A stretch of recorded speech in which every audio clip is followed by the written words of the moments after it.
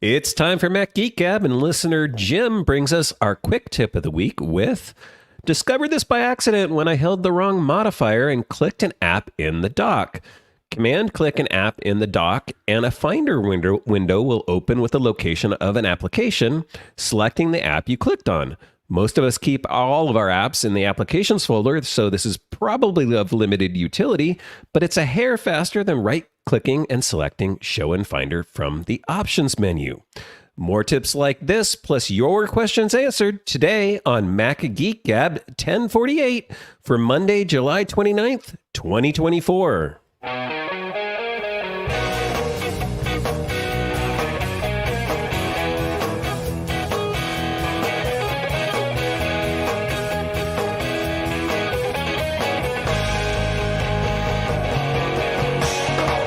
Greetings, folks, and welcome to Mac Geek Gab, the show where you send in tips like that. We share them. You send in cool stuff found. We share them. You send in questions. We answer them, or at least we discuss them and maybe share what our troubleshooting method would be. The goal being every single one of us learns at least 5 new things every single time we come together. Our sponsor for this episode is fastmail.com/MGG. That's where you can go to try it for free for 30 days and then get 10% off your first year. We'll talk more about that in a little bit. For now, back here in Durham, New Hampshire, I'm Dave Hamilton. And here in South Dakota, I'm Adam Christianson. And here also in New Hampshire is Pilot Pete. And right before the show, Adam brought up a great technical term, a hair faster. And it can go either way. It could be H-A-R-E or H-A-I-R. Because they're both fast. One's one's fast and one's a little bit. So one's a little bit. That's true. Yeah. So, and today is today the 29th is National Lasagna Day. And Adam, I know that's one of your favorite foods. Yeah. So there you go. Yep. Oh, the 29th, though. The 29th. I get mixed up because it's my birthday, and my wife had asked me what I wanted to eat for my birthday. We've already decided on dinner, so I'm not going to change it on her. But yeah, I would have done lasagna. You could maybe have lasagna on Monday. We record this on Friday. Which is Adam's birthday. Happy birthday, Adam! And then you get to sort of re-celebrate again on the day the show's released for National Lasagna Day. So there you go. There you go. And I'd hit you with that's what I'm having Monday. There you go. And if I'd have known, I'd have hit you with a call sign Garfield. Oh, there it is. I was actually a huge Garfield fan as a kid. You know, that was back when you had the ones that you could stick on your window. Right. So I had one. I definitely had one of those in my car. You know, where it was slapped to the the back window. Yeah, with the suction cups. That's great. That's great. Myself. And then the other one was those two. That one and Calvin and Hobbes. All right, let's move on from our conversation. Are we moving on? Yeah, we should do that. Go, let's do it. People didn't come to hear about my cartoon likes. All right. Let's assume that's correct. That's correct. Yeah. All right. Jose writes in. He says, I drive a lot for work, and I use alarms on my iMac to alert me when it's time to leave. However, alarms do not display a countdown the way timers do.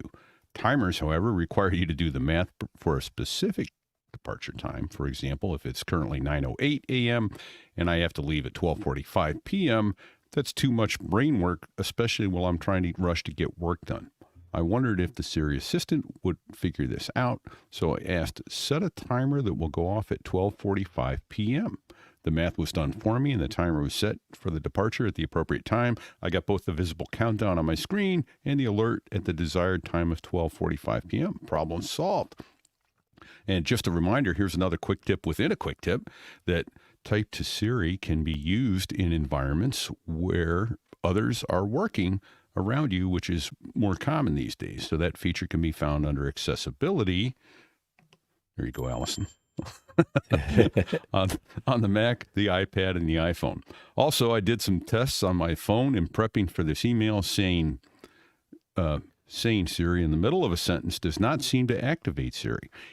That's why I'm saying it instead of S-Lady. It seems only to activate when used at the end of a sentence or when there is a pause afterwards. In settings, I have selected listen for Siri or hey Siri, and that's how he gets it done. So thanks. Great. Jose. Yeah. So cool. I love That's cool that to know. idea of the Yeah. timer math. Yeah. absolutely. That's really Yeah. cool. Yeah, I didn't know that. No, I would have never never even thought thought to of even that. try. Yeah. No. And I like that you don't have to say S lady in the middle of a sentence to keep from activating. Oh, well, In I'm theory. guessing that you've activated someone's S lady Yeah. by Yeah. doing that, Pete. Yeah. I think we probably here on this show we might want to stick with the with the convention. Well, that's probably not too a bad idea, but what drives me nuts is when I go, seriously? Oh yeah. And there you just And she set comes someone's up off anyway. too. Yeah. That's right. Yeah, for sure. Yeah, I've generally found the training thing, at least in my house, works most of the time. I rarely Okay. get false positives when I'm listening to podcasts or things come up, but it still does happen. It's not perfect. Yeah. Yeah, it's imperfect. We went down to Massachusetts and Connecticut and saw a bunch of concerts, and driving back yesterday, I couldn't. In fact, the whole time the S lady was not being my friend. For half of the drive down, it wouldn't. This happened to us when we were in Tennessee for 5 minutes, Pete, driving the crew car, where I was waiting for directions, and the S lady would just chime as though there was It's driving us nuts that music night. play. Yeah, it did it again to me. Where instead of telling me the directions, it just chimes, and it's like, better look at the screen, buddy. Otherwise, you don't know where you're going. And I don't know why it started doing that. And then on the way home yesterday, I asked it for something, and it was like, sorry, there's a problem. It's like, yeah, okay, great. And what I realized was, even though I had 5 bars of 5G on a highway in America, there was no data connection happening. And I had to turn my phone into airplane mode and then back out of airplane mode. And suddenly, like, all these notifications came in and all this stuff. Bing, bing, bing. Yeah. Why can't my phone auto heal in those scenarios? It knows the same information I do, that it can't get a data connection, and yet it should be able to get one. Why can't it do the let me reset myself in those I scenarios? suspect that the engineers don't want that to happen because it might falsely break your connection when you need it not to. Just a guess. I'm blaming karma or solar flares or something this week, because between the, cloud strike or whatever it was called, Sure. and then Yep. like weird junk has been happening this week. UPS had a massive outage yesterday. QuickBooks had a massive outage yesterday. My phone's doing this thing this week where I'll open a Safari browser and I get a white blank window for like a new tab, and Yep. none of my searches work. Nothing works, and I've had to hard reboot my phone to get it to come back. Whoa. And I've had to do it twice this week. And it's just random. It's never done that before, and just suddenly. So I don't know. It's weird mystery week, cosmic rays or something. I took my experiences with my phone's unreliability as a sign that I should install the iOS 18 and watch 11 betas on my devices. So I am now running those on my I figured if it's going to be like this, I might as well start playing with the new features. So I have. I was going to mention, although I have CarPlay in my truck now, I do wear my watch. You may not have been wearing your Apple Watch, or were you on the? Yeah, on I this was wearing trip, my Dave? Apple Watch Okay. on this 'Cause trip. I noticed, Yeah. do when you have maps up, it taps you on the wrist, and you can just look at your wrist and go, "Oh, that's coming up." Not That's mine. turns. I don't like it turn that tapping off. me while I'm driving. Okay. Yes. All Yeah, right. which is a thing you can turn off in, I believe it's settings maps Yes. on your phone. Yeah. And so, well, now it's settings apps maps because they've buried all that stuff there, which further down, buried it One- further down. one more tap away. But let's see. Is there preferred type of spoken directions, climate map levels, watch? I don't know. It's somewhere. Maybe it's in Maybe in the setting. Watch Maybe app. it's in the watch app. Yeah, bet yeah, it you're is, probably yeah. right. Yeah, yeah. I'll look for it while Adam goes to the next quick tip. Am I think I'll take us to the next quick tip, but it's Or okay. somebody will. Yeah, I'm not up Actually, yet. I can't. I can't. My phone's my camera. No, I'll take us to Badger, which is a fascinating discussion that happened in our Discord. Badger writes, I sent in an original 9.7-inch iPad Pro for trade-in to Apple. And after they got it, the value was, they told me it was going to be $65. And after they got it, the value was reduced to zero due to, quote, LCD display burn-in damage /streaks /discoloration across the screen, quotes. Badger continues, I'd never noticed any issues, and I had been using two iPads side by side for some time, plus a few days with my new iPad Air M2. I rejected Apple's new $0 value and had it returned. The only issues I saw on return were fingerprints from Apple's handling. I cleaned it up and tested it by taking photos, the camera being more sensitive than the eye to subtle changes. Oh, nice. Yep. With white, red, green, and blue screens, not seeing any damage, streaks, discoloration issues. So here is the quick tip. Badger says, I took it into the Apple Store for evaluation, and I received the $65 trade-in that was originally offered. So if you don't like Apple's mail-in trade value or trade revaluation, then bring it to an Apple Store and they will do a trade valuation there for you too. And this way, it's a human doing it in front of you. So they need to be able to tell you with a straight face and point to the problem that they are seeing, as opposed to just somebody checking a box. Or you get to wave the BS flag. Yes, right. Yeah. You get to throw the flag. Yeah, exactly. Yeah. Nice try, but no. Nice try. Yeah, exactly. That is a great tip, probably for someone like me and maybe some other people. The $65 is probably not worth the 4-hour drive. That's fair. That's fair. Well, now you're bringing logic into the equation when justice is what matters. True. Yes, So, justice trumps logic. Yes. I just wonder what happens when I take my work iPad in for trade-in. I bet I get to buy my company a new iPad. I did a stupid thing once. I had an Apple loaner iPad. Or maybe it was an iPhone. Either way, it doesn't matter. You know, they send you these things sometimes to test. Not so much anymore, but and I had one, and I had it so long I forgot it was theirs, and I actually took it in and paid for a repair on it. And then and then like a year and a half later, they're like, "Hey, can we have that back?" And I'm like, "Yes, you can have it back." Yep. And by the way, it's fixed. You're welcome. And it's fixed, right? Yep. Sure did. I sure did. Yeah, that felt really good that day. All right, I got something from Andrew here. Yeah. Andrew says, starting with Mac OS 14, aka Sonoma, open Windows, hide when I click the desktop. This was driving me bonkers. A bit of Google Foo solved the problem. If you want to turn this off, you can head to System Settings, go to Desktop and Dock, and scroll down to find Click Wallpaper to reveal Desktop option. Set this to only in Stage Manager instead of the new default of Always. Yeah. This one, when Sonoma hit and my company upgraded, there were so many angry people about this feature. I don't know why it's on by default. I left it on just because I wanted to learn kind of the new thing, and it hasn't bothered me too much. Every once in a while, I'll have a misclick, but yeah, if it's driving you crazy, good. That's a good tip.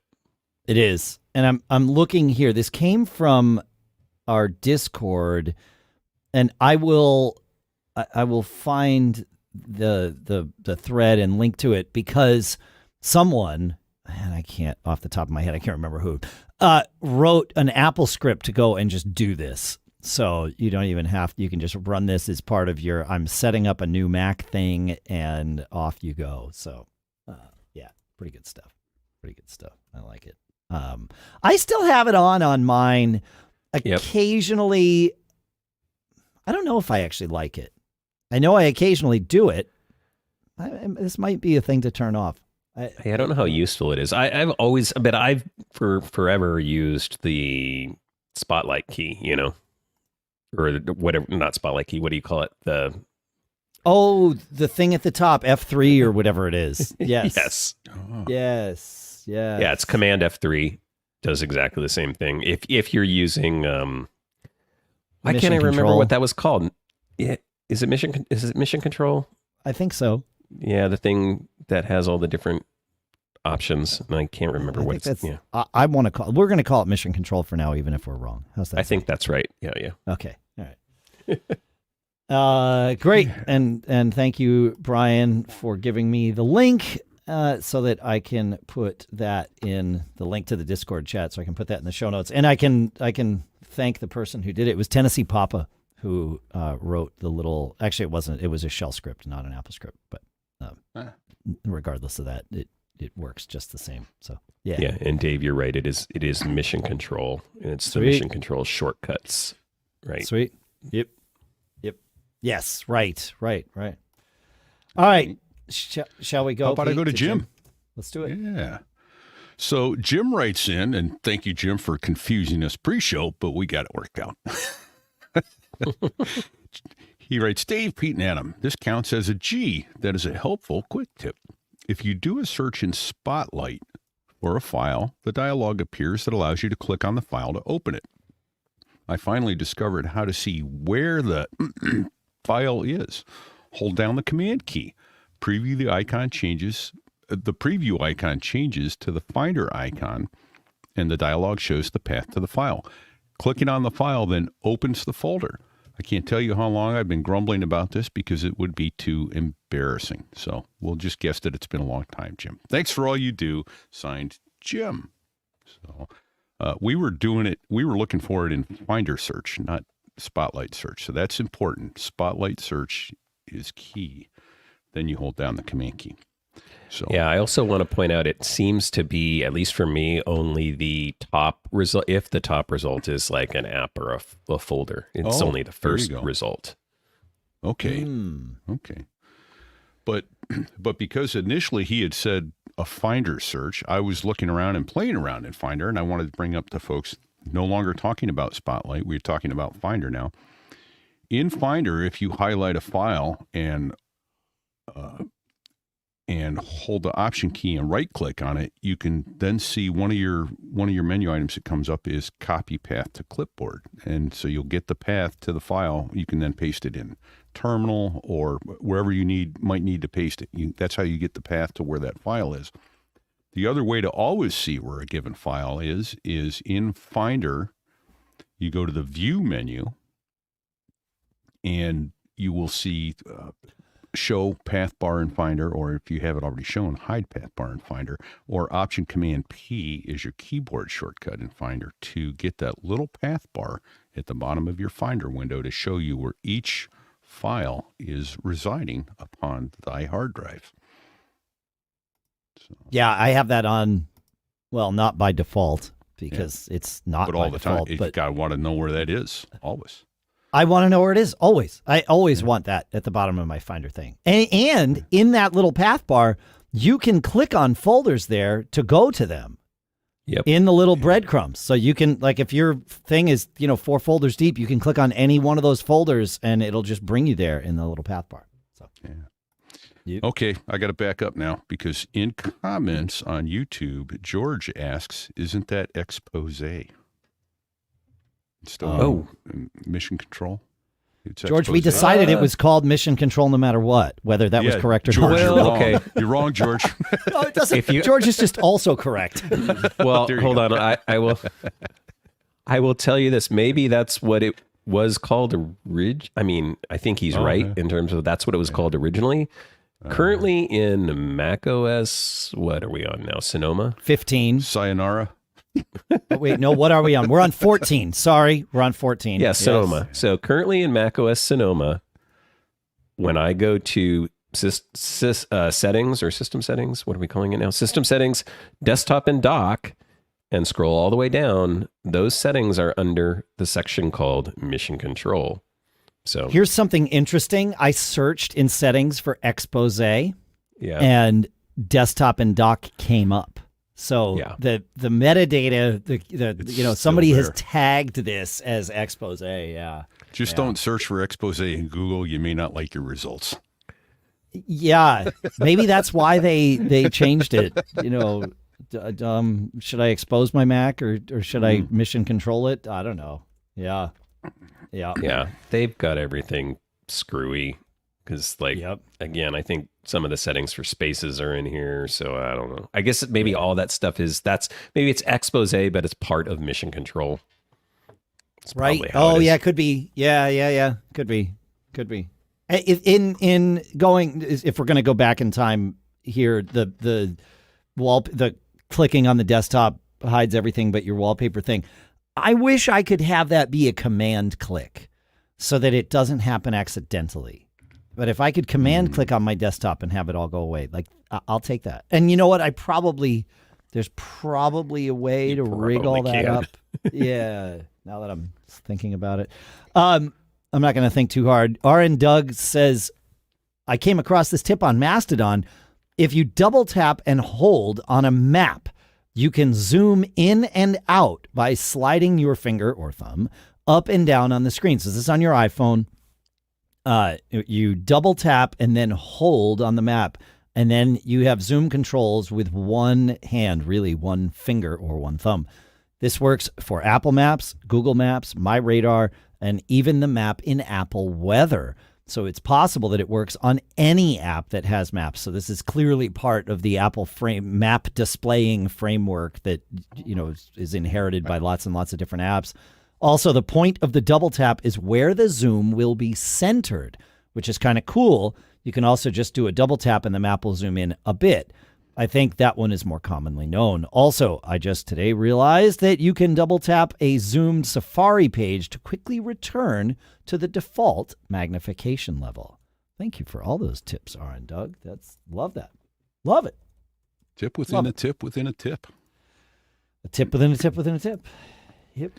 Just don't expose your tips. All right. Should I wrap quick tips up with Mark? Please do so.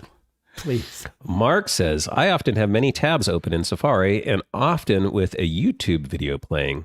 If I get a phone call or I need to mute the sound on the video, I used to have to find the tab to stop the sound. I just noticed if you click on the little blue speaker in the address bar, it will mute the sound regardless of what tab is open.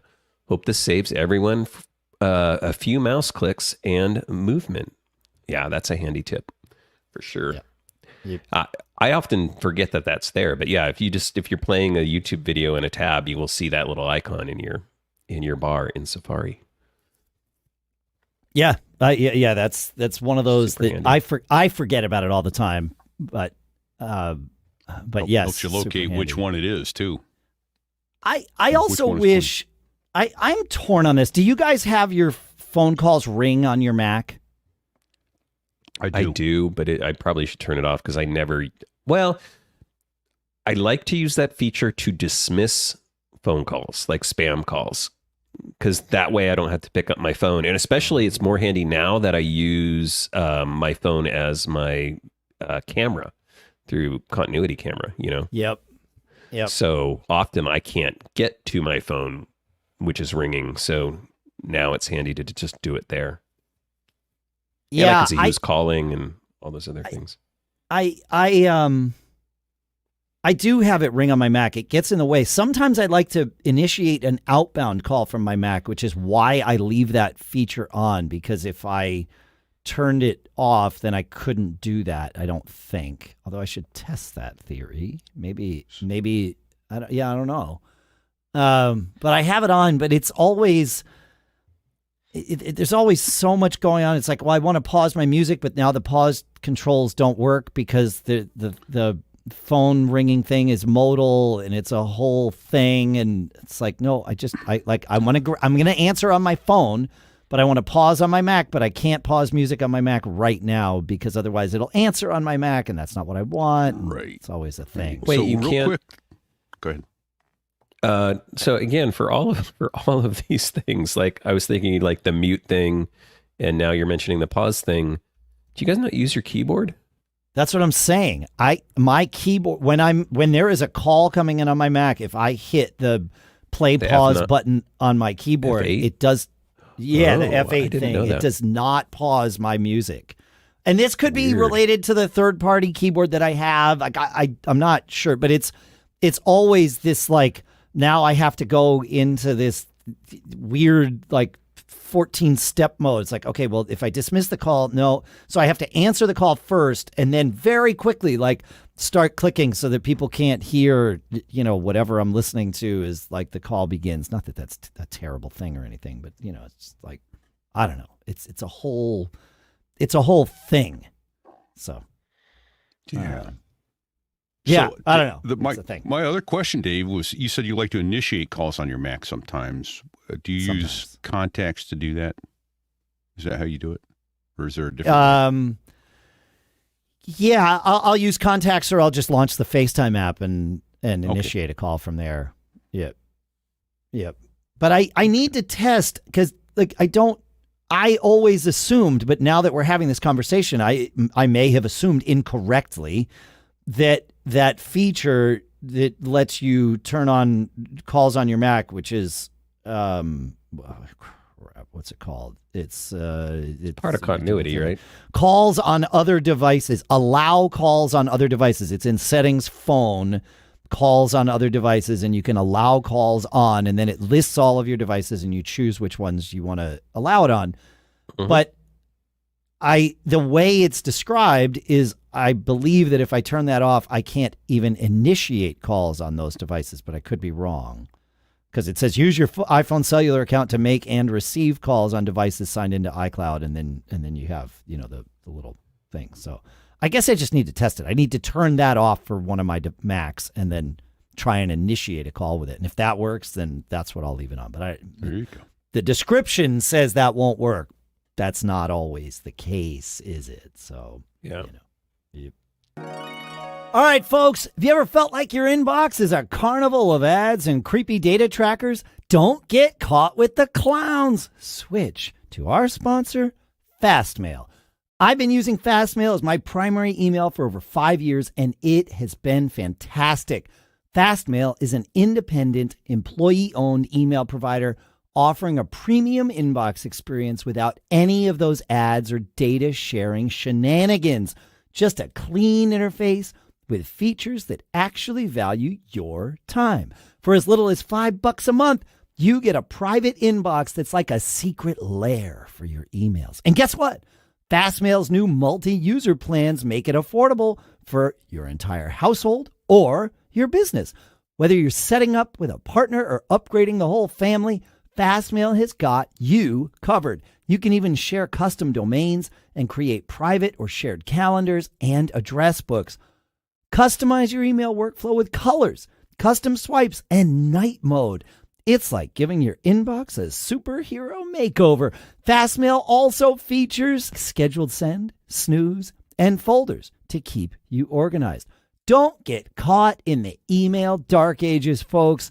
Make email better for you with Fastmail. Try Fastmail free for 30 days and then get 10% off your first year at www.fastmail.com/MGG. Again, try for free for 30 days and get 10% off your first year at www.fastmail.com/MGG. Your inbox will thank you, and I'm going to thank Fastmail. Thanks, Fastmail, for sponsoring this episode. So Adam has a question for gentlemen, but I think we can try to answer this one anyway. We'll try. Okay. Yes. He says, gentlemen, I have an odd issue. Maybe you can help me out. I have a Plex server on a 2013 Mac Pro running Mac OS Monterey. Overkill, I know, but it's what I have. The library and its backups reside on a number of external USB drives. I recently moved a fair amount of files, 4 to 5 terabytes or so, from one drive to the other drives, but the source drive's free space indication hasn't changed. There was 354 gigabytes free when I started moving files off, and as shown in the attached screenshot, you can see that a 12 terabyte drive with just over 6 terabytes of files on it reports the same 354 gigabytes free. I've exposed hidden files, but I don't see any evidence of the files I deleted or anything else taking up that space. I don't want to test the drive by dragging 400 gig gigabytes of files from one drive to the other, nor do I have 6 terabytes of free space to copy the files over to allow me to reformat it and copy them back. Other programs like Disk Inventory X report the same. Any thoughts on how I can get the Finder to display the correct amount of free space? Yeah, my guess is that this is yet again snapshots, the APFS snapshots coming into play. The good news is that Disk Utility now will show these to you and let you manage them. Carbon Copy Cloner will also do it. Carbon Copy Cloner was the first app that let us do this, and then eventually they added the functionality to Disk Utility. But if you launch Disk Utility and go to a volume, it will show you, at the top, it shows you, the disk icon and the name of the disk and the size and, the how much space is free and all that stuff. And then at the bottom, it will list APFS snapshots. Give it a minute for this list to populate. It will appear blank at first, and it'll have a little churning thing that's not super obvious, but it's churning. And then once it comes up, you can sort these by, generally, I would say sort by size, and you can click on them and manage them, including deleting them from here. That's probably what it is. And my guess is the way it's supposed to work is if you were to put more stuff on there, it would expire out those snapshots over time and not really use that space. I know why the Finder is reporting it the way that it is. I wonder if the Finder should either report free space plus the space being used for snapshots because that is purgeable, or if it should report two figures. There's actually this amount, but here's the amount taken up by snapshots. I don't know. It would take it the time that it takes for it to calculate the snapshots when you launch Disk Utility is the same amount of time it would take for it to calculate that. So maybe that's why they're not doing it. But yeah, doesn't if you do a get info on a hard drive, doesn't it give you the available space and then in next to it show how much is purgeable? I would believe you if I were inclined to do such a thing, but I don't. Yeah, I'm looking at it now. I just looked at my hard drive. So my hard drive says 196.1 gigabytes available, 154.04 purgeable. Well, that's available, not used. Yeah. That's interesting. Yeah. So maybe I'm wrong. I am. Maybe that's a different number. I don't know. I'm looking here. Yeah, I am seeing 41.41 purgeable on mine. But that's available. So yeah, that's maybe something different. I'm going to launch Disk Utility at the risk of breaking everything. I'm looking here, and if I look at the data volume, wait, why am I not seeing? Now I'm not seeing this in Disk Utility on this computer. I'm not getting to see all of my snapshots. Is there something that I've done on my other computer? Show APFS snapshots. So an important thing. This is not turned on by default. When you launch Disk Utility, you need to go to the View menu and choose Show APFS Snapshots. Otherwise, I lied. It won't show them to you. If I'm adding things up here, what did I say? 41.41 purgeable. My snapshots on this are taking up 6, 9, 11, maybe 12 gigs. So I don't know what that 41.41 purgeable means. But that's fun. So This is another thing that came up on my show quite a bit, where people would get really concerned about available space. And I get why, right? It makes sense. Like, you want to know how much free space do I actually have available on my drive, right? But at the end of the day, that space is available, right? It can be used regardless of whether the Finder's showing it or not, right? Yes. Like, those snapshots aren't going to prevent you from using that available free space that you have. No, it will purge them. In theory, as long as everything's working the way that it's supposed to. Yes, that's right. Yeah. So, I mean, it's annoying that we don't have a good view into this. I agree with that. Okay. But at the same time, it's like, this is another one of those things. I don't know. I think maybe it's come with age. Like, I've just gotten to the thing like, okay, Apple just does weird stuff. And as long as I can store my stuff and I'm not getting an out of disk storage space message, I really don't care. You just trust it. And there is some discussion in our live Discord chat that this may not be available in disk utility in Monterey, and I believe that's correct. I think which is what is being run on Adam's on his Mac Pro machine. Yeah. So Carbon Copy Cloner would be the utility to see these then for that. I don't know that there was any other utility that showed these to us. I mean, you can do it with the command line. I know the disk util from the command line will show them to you, but that's more trouble than it's worth. Maybe CleanMyMac? Possibly. Yeah. I wonder if Daisy Disk or any of those utilities then too, but no. Go ahead. So Pete. you're saying it will delete that snapshot as necessary to give you the space, or it should. Is it safe to delete those snapshots? Yeah. I've done it before where I've manually deleted snapshots. The question is, well, will you want whatever data it is you're about to delete in the future? And that's like for the listener to decide, Yeah. Exactly. So.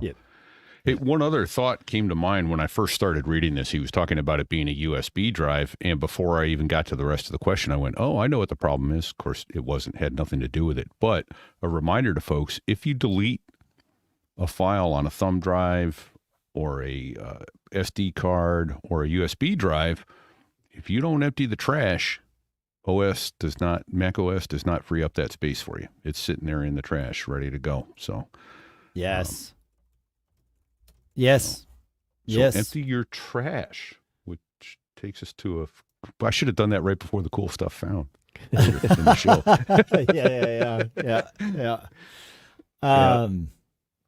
Yeah, you're right. Yeah. Emptying the trash is a good one.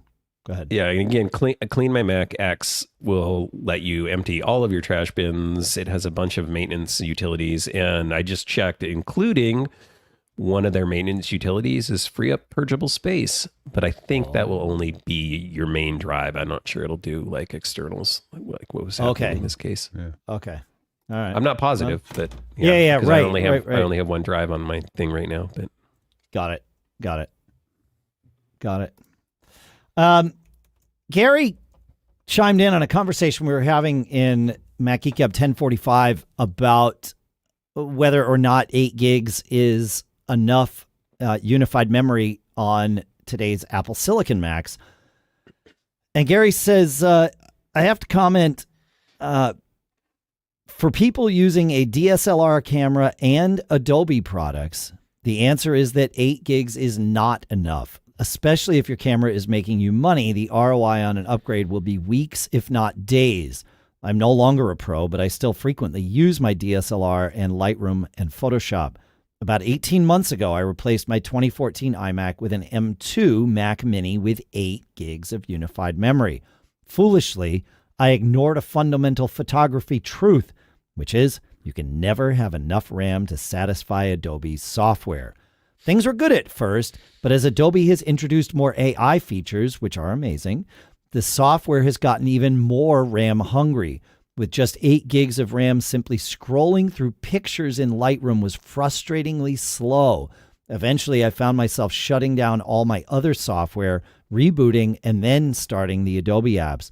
Rinse and repeat every time I wanted to do any photo editing. Finally, a few months ago, the CFO said I could throw money at the problem. I sold the 8 gig mini and replaced it with a 24 gig mini, and all is well.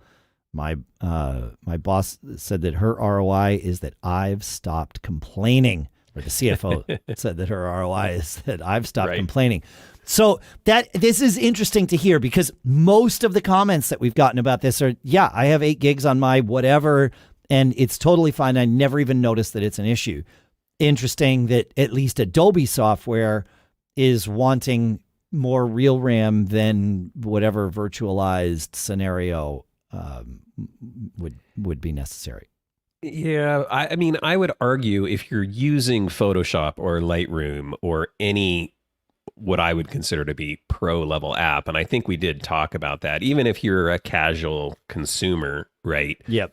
Then yeah, that holds true. I mean, you're in essence a consumer pro or pro, and you're probably going to care more about that stuff. I think the caveat on the 8 gigs is if you're just doing regular stuff and occasionally editing your, family vacation photos in something real light, you're doing light editing, not heavy. Yeah.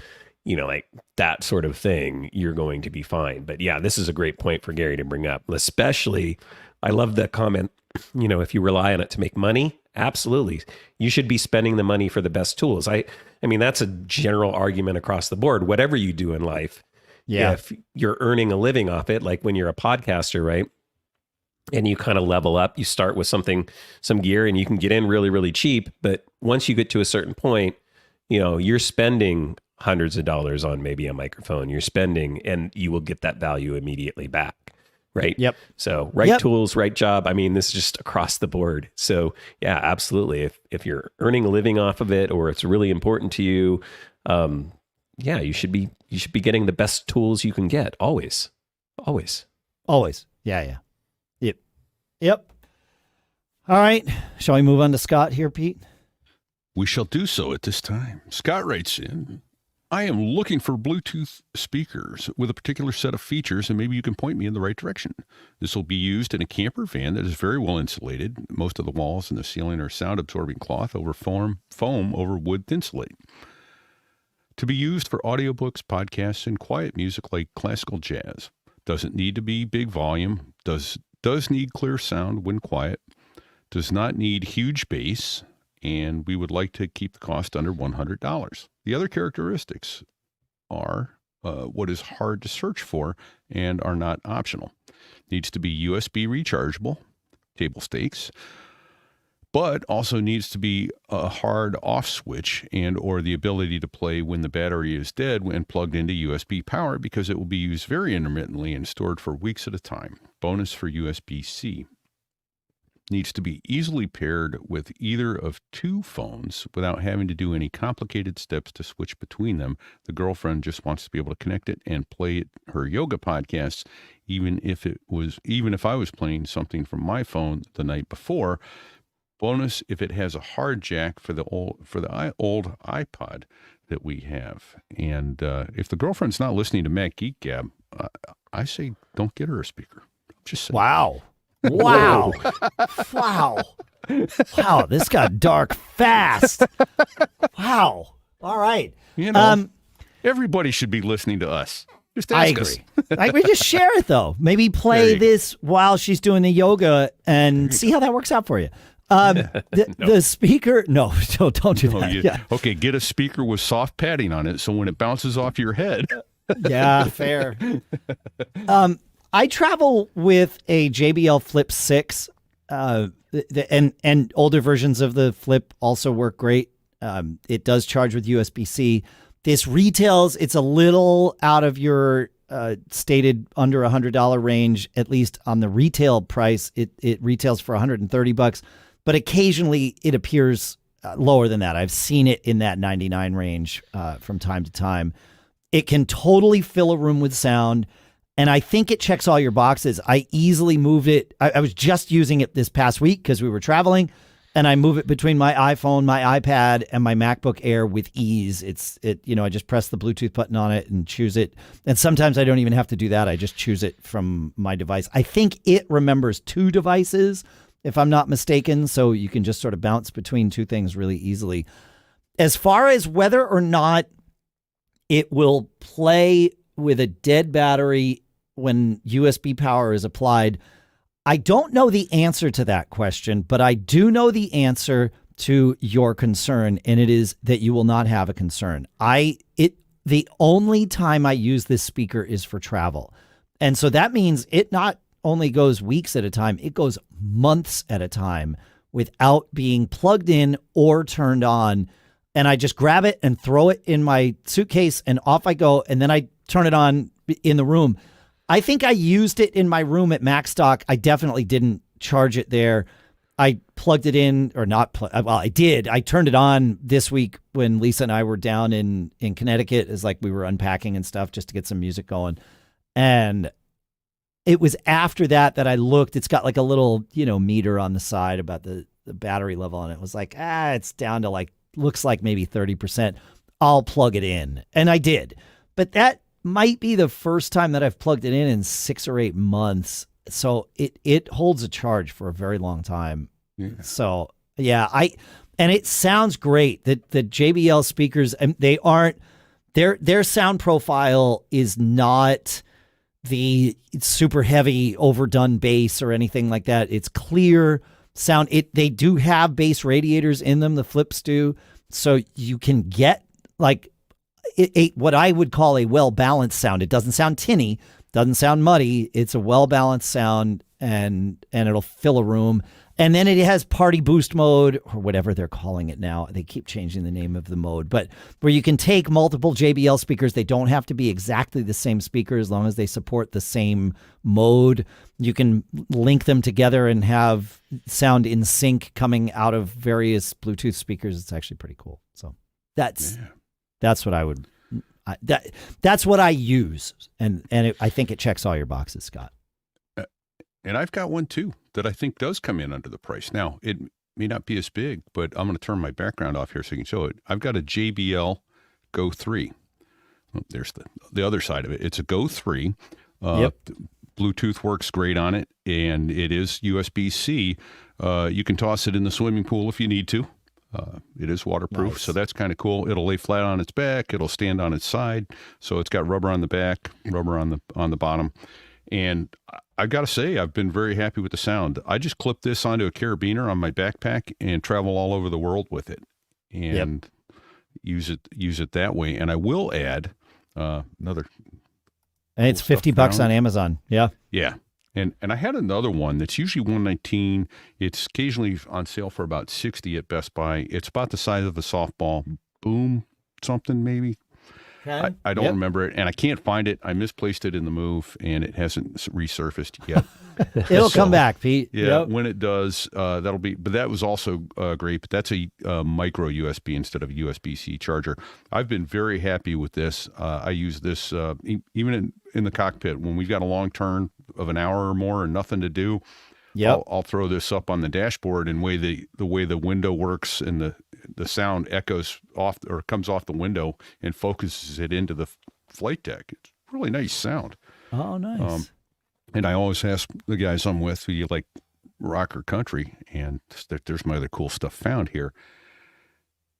I use Sirius XM for it's the top 1,000 classic rock and the top 1,000 country songs, and they just count from 1,000 down to 1 over and over and over again. They keep going. So it's a great commercial-free station, and for $5 or $6 a month, you can get your Sirius subscription and play your music all over the world.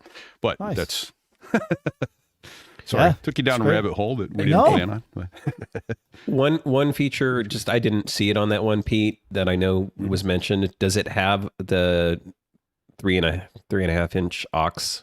No, that one doesn't, right? Neither one of these aux. do. No. And I think that's the difference between being waterproof and not. Sure. The aux jack. Yeah. Or the lack thereof. So, yeah. So, and while he didn't ask for waterproof, that's a key extra feature. Yeah, right. Yeah, exactly. Especially if it's going to be in a camper. Yep. Yeah. But the battery life on this is also amazing. I think I probably get 10 or 12 hours out of a charge of playtime. That's about what they say you should get on both of the speakers we mentioned. Yeah. No, and you're right. The Go 3 is also a great sounding speaker. JBL, I've really come to like their sound profile in their sort of portable Bluetooth speakers, especially. They do it right. They know, like, they have people there that care about what things sound like, and it shows. Yeah. So, yep. Hey, cool. Last episode. Oh, go ahead, Adam. Did you have something? No. I just said cool. In last episode, we talked about, we shared a note, I believe it was from Jeffrey, who was lamenting that his watch wasn't playing all his songs, and also that even the songs it would play, he could not get it to shuffle. We got notes from so many of you. Thank you, thank you, thank you. That Apple, in fact, still has the shuffle, repeat, and autoplay controls, and they were relocated in a recent watchOS update. And as listener Chris says, as many of you did, it took me a while to find them. After starting a song, tap the 3 dots in the upper right corner, then tap playing next. Now you will see the 3 buttons along the top: shuffle, repeat, and autoplay. That's where these are hidden now. So tap the 3 dots in the upper right corner that appear while something is playing, then tap playing next. So it's a 2-tap thing to get there, and then a third one to choose shuffle or not shuffle. For those, like Chris says, who asked, what is autoplay? That's the functionality where the app adds music to the end of the queue that is similar to what you're currently playing. That's actually really good to know. I don't know that I understood that definition. Thank you for that, Chris, and everybody. Yeah. Good stuff. Yeah. Would have never found that. Same. Yeah, and it sounds like lots of people didn't, which is why I love this show. It's awesome. Yep. Buried UI. All right, should we wrap up with Nick? He's got a Let's do question it. about Mesh 6. Nick says, hello, I'm trying to choose between the Eero Pro 6E mesh system and the Deco XE75 Pro, wondering which one you would recommend and whether you have any privacy concerns for either of them. So, easy question to answer because neither one is wrong. They're both fantastic. The price points on them are sort of the first thing to look at, because the 3-pack of the Deco XE75 Pros are $300 on Amazon right now, and a 3-pack of the Eero Pro 6Es are $500 on Amazon right now. And so that kind of makes it, if price is a concern, which I know it is for almost all of us, almost all of the time, then the Decos would be certainly ones to consider. I've used both the Eero and the Deco. They both work great. They are fundamentally different approaches to how one's Wi-Fi is managed. Eero is strictly cloud managed. Deco is kind of sort of cloud managed. Like, it can be cloud managed, but it's like it'll also talk locally to it in a way that's a little different from the Eero. The biggest reason for the price delta between Eero and Deco is, and it has been explained this same, I have gotten the same explanation from both the Eero folks and the TP-Link folks, and it is economies of scale. Well, actually right now the Eeros are $550, so they're even a little bit more for the 3-pack of the 6Es. TP-Link makes so many different things, and they have such huge factories that they can build quality stuff at a cost where, you know, their retail price is less than at least at the time this was explained. I don't know if this is still true today, but, you know, 18 months ago when all this was explained to me, the retail cost that you and I would pay for a TP-Link, you know, mesh like this is less than Eero's manufacturing build cost on the ones that they sell, which is why they have to sell them for more than that. So, but yeah, they're both good. The Eero makes things so easy, but so does the TP-Link. I've always said, you know, if you've heard me talk about mesh in the past, the Eero is always my first recommendation because it's just so easy. And then TP-Link, the Deco, is a very, very close number 2. So, yeah, that's what I got. Yep. I agree with you. I think almost 100%. It's funny. I locked in on Orbi a while back, but dang, it's expensive. But I love it too. Yep. But I think Eero's kind of that nice balance. I don't think it's as expensive as the Orbi system, right? It depends. Let's look. I mean, the Orbi always recommends you get one mesh unit less than everyone else. Like if Eero or like TP-Link are saying, you need 3 for this size home, Netgear will say you need 2. Whether that's true or not is a whole thing. But yeah, you're right. A 3-pack of the Orbi 6E is $1,400 on Amazon. So yeah, very expensive. However, this is all quad-band Wi-Fi 6E. So you are getting more when you pay more. When you buy the Orbi, you are getting better and more Wi-Fi radios than you are with the other ones. The rest are tri-band. These are quad-band. So there is a difference there that can make a huge difference. If you need to go very long distances of Wi-Fi backhaul, Orbi has always been the one that I go with. Okay. That's probably why, back to our original conversation, when I told you, like in my office, that's what I use. I use Wi-Fi backhaul, and you were surprised that we do our streaming, and I very rarely have issues. Yeah. Very, very rarely. So yeah, so there you go. So that's the yep. Yep. Yep. I'm but not cheap.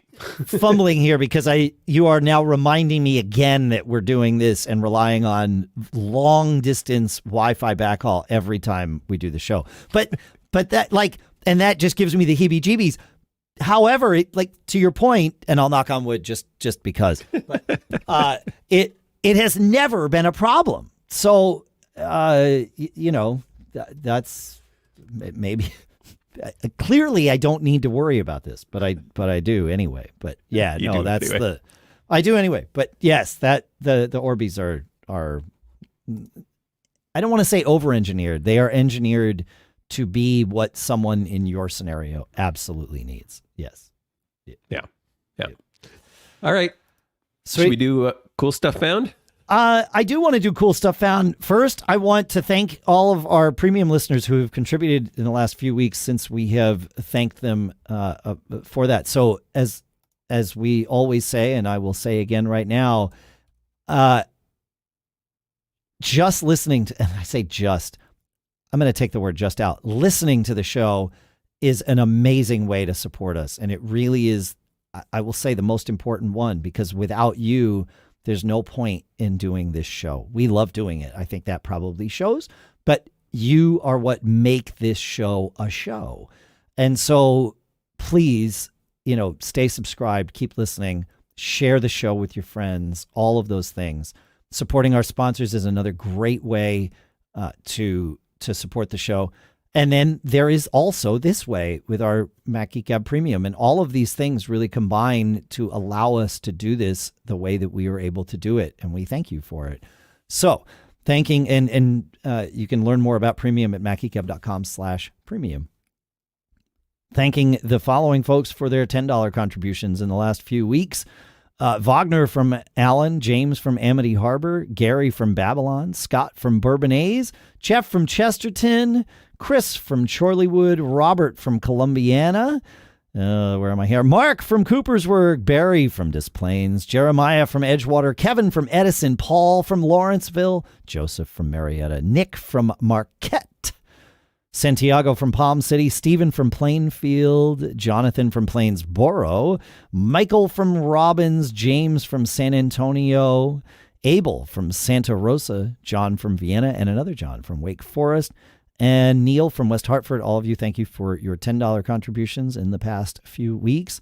The following people I'd like to thank for their $25 contributions: Jeffrey from Alamogordo, Bruce from Alpharetta, Terrence from Avon Lake, Karen from Chagrin Falls, Jeff from Del Mar, Warren from Fairview, Brian from Fountain Hills, Joe from Kingsley, Walter from Long Island City, Greg from Los Angeles, Michael from Naperville, Mark from New Fairfield, Ronald from Philadelphia, Richard from Quakertown, Deb from San Clemente, Jason from St. Louis, Paul from Tunbridge Wells, and Graham from Yelverton. I'm reminded that New Fairfield, Connecticut is where this show was born. or at least where the ideas for it were. I think the first episode was recorded when I lived in New Fairfield right before we moved up here. So thanks to all of you for your $25 contributions. $30 contributions, thanks to Dennis from Chapel Hill, Richard from Pontrug, and Jim from San Jose. A $36 contribution from Ben in Berkeley, thank you. A $40 contribution from David in Lenexa. $60 contributions from both Scott in Calabasas and John in Vivi. Thank you to you both. And then $100 contributions from Ronald in Philadelphia, Mark in Oklahoma City, and Mr. X, who prefers not to be named. Thank you so much to all of you. And again, thank you for being a part of the Mac Geek Gab family. However you may do that, it's amazing that we get to do this. So yeah, fun stuff.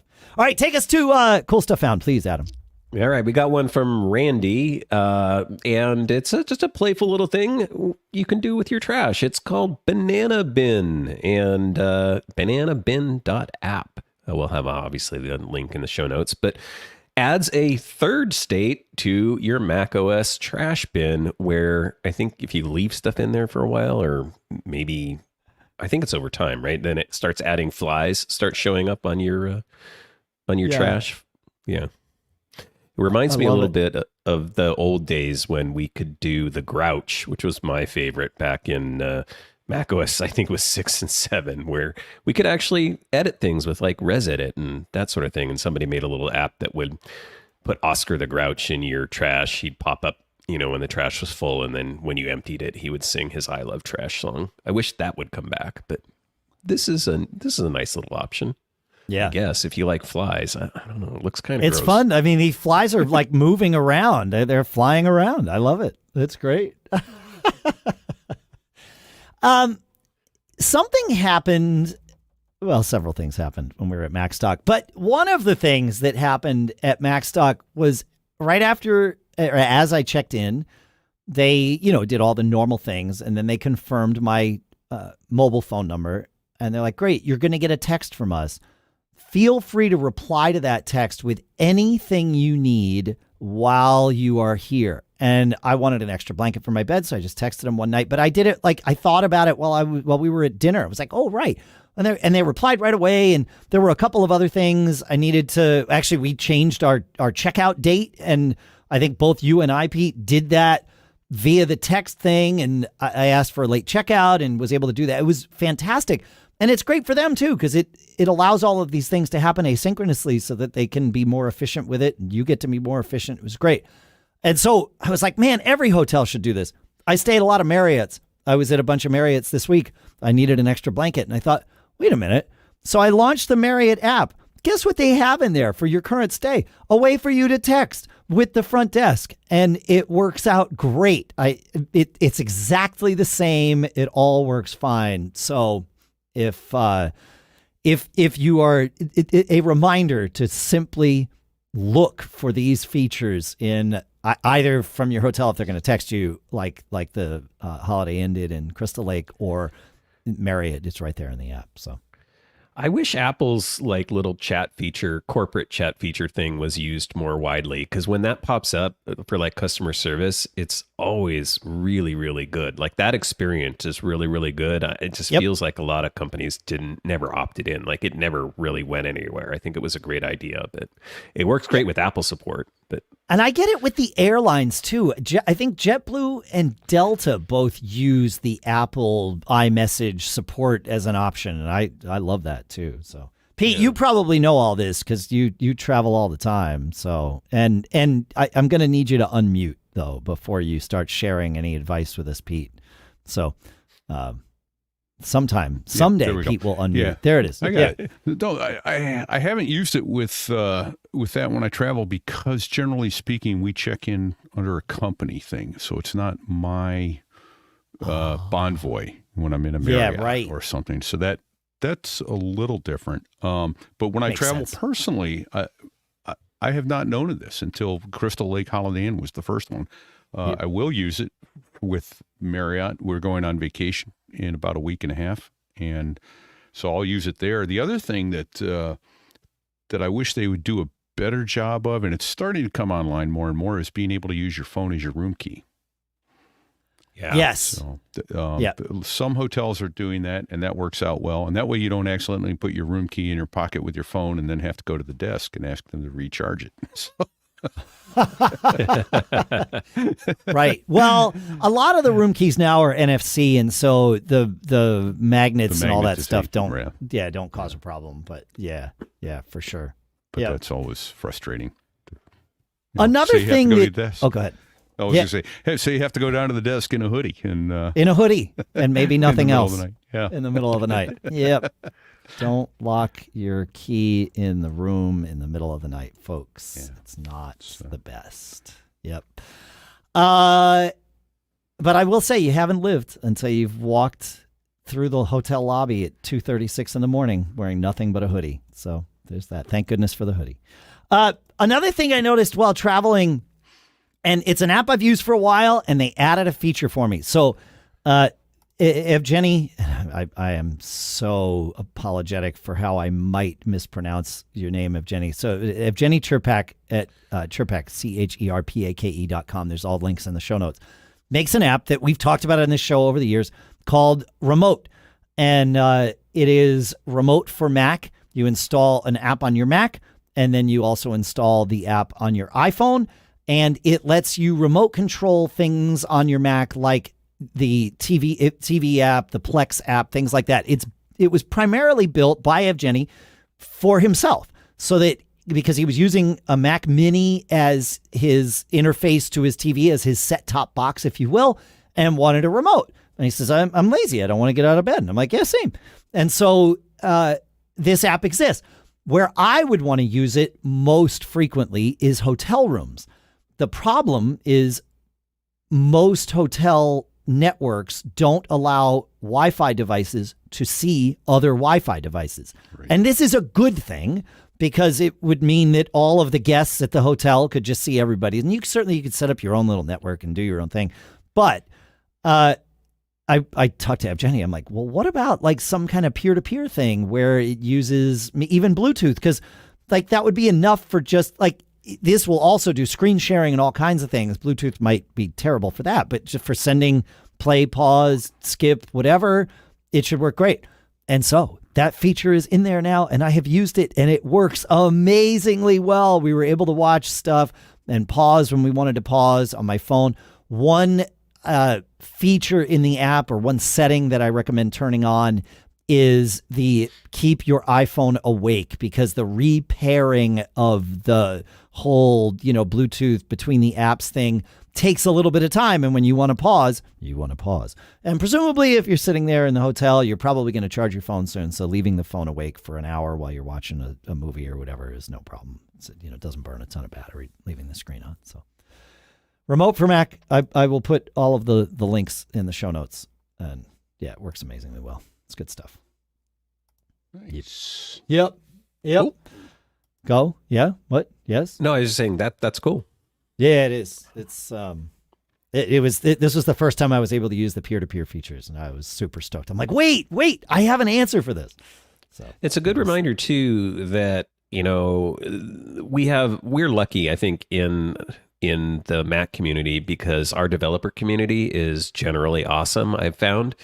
And if you have an idea or something for a feature, I mean, don't pester your developers, but like share Suggest stuff. it. Like if you think of something, yeah. And most of them are very responsive and receptive to either suggestions. Always be kind. Don't be angry about things. But yeah, if you're kind, I think a lot of developers are very responsive and receptive. And if it's a good idea and they can do it, they might add the feature. My only issue with this was that I waited years to suggest it. I would, it's the kind of thing, I get to my hotel room, it's like, crap, it doesn't work. And then you just sort of deal, because presumably this is now going to be relaxing time, like where I'm going to watch a movie or something. And it's like, I don't want to get out my laptop and write an email to the developer. And so it took me years to remember to suggest this to him. And to your point, yes, of course it was, hey, I've had this idea I keep meaning to share. Here's the idea. What do you think about it? And he was like, wait, I have been thinking about this, but yeah, like don't the corollary to being kind, or this goes along with being kind, is don't be shy. Like, be kind and share these ideas, because the developers, he developed this app for himself and he has his own use cases. And if he doesn't have yours, he can't even know about what you would want to decide whether or not to put it in the app. And so, yeah, there you go. Yeah, it's pretty good. And support your local developers, or your not local, your indie developers. Support all the developers. I mean, apps. Yeah. After, of course, becoming a premium Mac Geek Gab member. There you go. Attaboy. In our Discord, Randy asked, does anybody have a good alternative to Layout from Instagram? I just want a free and simple collage maker. And Enrico shared a cool stuff found called Diptic, Diptic. Says you get some more preset layouts, but still lots of room to customize position, cropping, and some filtering capabilities are built in. And it's at dipticapp.com, which of course now is linked in the show notes. So good stuff. Yep, I've used it. It's great. Awesome. I have one last one that I'm super excited about because I'm a Setapp subscriber. Do you guys know what Headway is? Have you ever used this app? That's like an audiobook thing, isn't it? Kind of a mini kind of. audiobook? Have you ever used? You've probably seen ads for Blinkist. Blinkist and Headway are Yes. very similar. They take business books, self-help books, generally nonfiction, and create summaries of them so that you can read Audio Rich clip Dad notes. Poor. Yeah, right. Audio cliff notes, right? Or read. I mean, they can play them, but they can also, you can just read them. And so you can read Rich Dad Poor Dad in 15 minutes while you eat lunch instead of it taking you 4 hours or 3 hours. I mean, it's not that long of a book, but things like that are in there. And I know Blinkist has had CarPlay support for a while. Headway, when I first looked at it 6 months ago, did not. And I was like, oh, but this is where I would want this. Well, I am not sure when they added it, but it now has CarPlay support. And it's awesome because I can go back and forth from reading a little Headway, summary on my phone while I'm eating my lunch. And then if I get in the car, I can just resume it from there. And there is a CarPlay app for it. And it's seamless. It works so well. And it's actual people reading these things. It's not using like speech to text or text to speech kind of thing. Which would also have been fine. Like I would have been fine with that, but it's people reading them. So yeah, good stuff. And it is part of Setapp. Even though it's an iOS app, there's a way to authenticate your Setapp with Headway and all that stuff. So yeah, fun. We got anything else? Go ahead. Well, okay, so do you have to... I get that it's like book content. How is there like a subscription purchase thing that you have to be subscribed to, or where's? Well, yes. And if you're a Setapp subscriber, you already have it. Oh, it's otherwise included you in would the price. Yeah. Otherwise you would subscribe directly through Headway. Yes. Okay. Yeah. Cool. Yeah, it's cool. I'm gonna have to check that out. Absolutely. Yes. It's great. I just figured there'd be like an additional like service subscription cost, on top of the app subscription cost, but that's cool. Yeah. Yeah. No, I mean, not yet. So I'll let you know if that changes. So I'm sometimes amazed at how economics work out, especially with like Setapp, and I'm glad that it's working for developers, obviously. So Headway wouldn't do the partnership or do it if it wasn't of value to them. So that's awesome. Yes, I agree. Yeah. Yep. And I'm going to make sure it's got to still be in Setapp because otherwise I couldn't get it. So yes, yeah, it's there. Yep. That just becomes more and more of a value every day. I know, it's crazy. It's crazy. If you keep telling them they need to individual. Yeah. I keep telling them they need to sponsor us, and we're proving that they don't because we're going to promote them no matter what. Right. So. Why spend money? Why spend? Get the cow and the milk, man. I would imagine too that's what allows them to like continue the service is probably not spending as much on advertising so that they can put that back into what they're doing. That's fair. Right? Yeah. Yes, and it's a great and let me be clear. We will always promote just like we're doing with Setapp, we will always promote things that we like or that you send in and that you folks vouch for. Like whether or not someone's paying us has no impact on that. None whatsoever. They're two separate things. I mean, it's great when we have somebody, like this episode, we got Fastmail, it's great service. I would and do talk about it when it comes up in the content, regardless of whether they're a sponsor, right? And the same obviously is true for Setapp. So I hope you don't mind, Dave. I'll remove it if you want, but I took the liberty of putting my referral link in the Setapp. So if you want to get Setapp, sure, and help Pilot Pete get a free $5 bump there you or go. a free month or whatever. Yeah, you get something out of it, and I get something out of it. So there you go. Yeah. Yep. So So Cool. Well, thanks for hanging out with us, folks. We have come to the end yet again.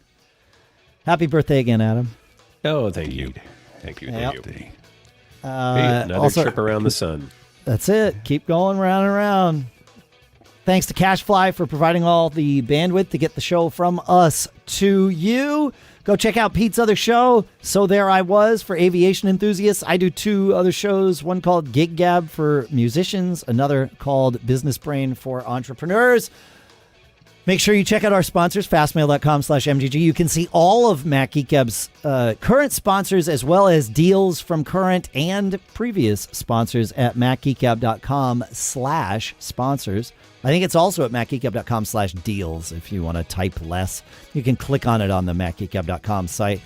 Feedback at macgeekgab.com is where you can send in all your feedback. Hold on. Please do Was that too. feedback at macgeekgab.com? Yep, feedback at macgeekgab.com. Wow, we almost missed that. Woo! So close. So close. But we didn't miss it. And you want to know why we didn't miss it, Pete? It's because we didn't get caught. That's why. Don't you? Made on a Mac. See ya. Later. All right, we're out. Fun. We're clear. We are clear. Yep. Where are we? 149.40.